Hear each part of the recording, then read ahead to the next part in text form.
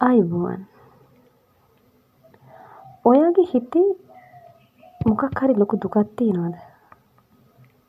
දරා ගන්න බැරි.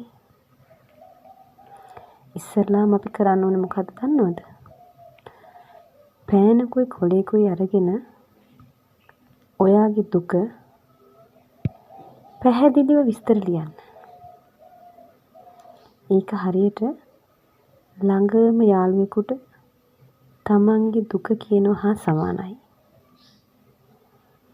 ඊට පස්සේ ඔයාට තේරෙයි තෙරපුණු පීඩිත දුක චුට්ටක් අඩු වෙලා කියලා. ඊට පස්සේ මොකද දන්නවද කරන්න ඕනේ?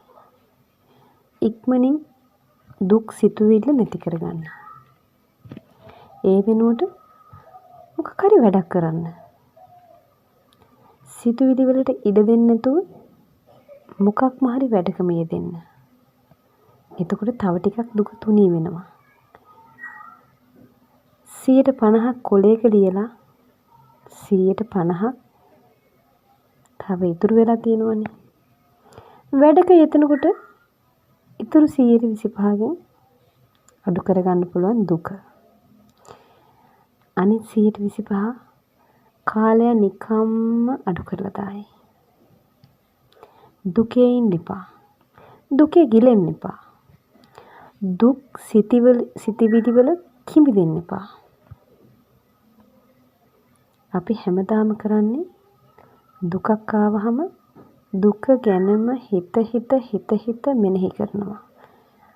ආපස්සට ඉස්සරහට. දුකම විතරයි හිතන්නේ.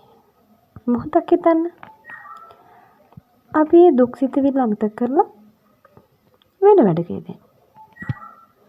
ජීවිතේ හැමදාම මේ දුක පවතින්නේ නැහැ. ඊ එක විදිහක්